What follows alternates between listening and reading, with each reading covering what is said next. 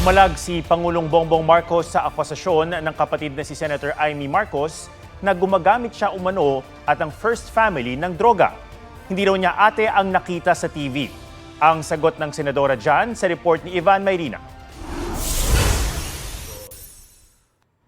The lady that you see talking on TV is not my sister.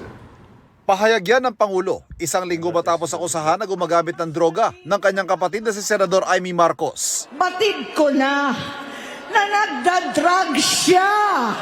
Idinawit din ng senadora ang first family. How do you respond to the drug use accusations made by no less than your sister, Senator Amy Marcos, against you and the first family? Sir, were you hurt by her accusations, and how do you explain these claims to the public?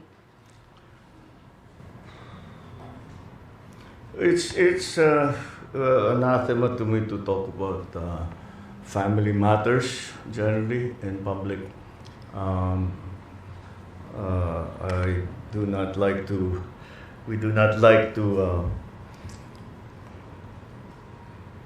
show our dirty linen in public.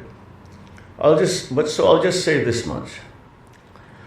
For a while now, we've been very worried about my sister. When I say we, I'm talking about friends and family.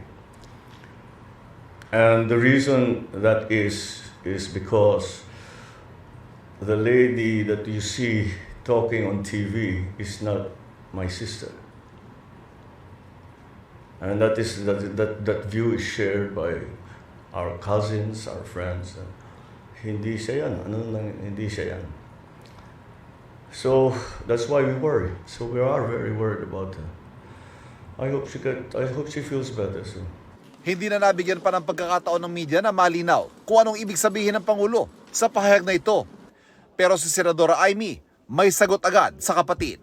Sabi niya, siya raw ito, sabay hirit na kung ano-ano na ang nakikita ng kanyang ading o nakababatang kapatid sa Ilocano. Sabi pa ng senadora, patunayang mali siya at gusto raw niyang mali siya. Nang tanungin kung nagkausap na sila magkapatid, sinabi ng Pangulo na magkaiba na raw sila ng ginagalawang mundo, political man o personal. Ivan Mayrina nagbabalita para sa GMA Integrated News.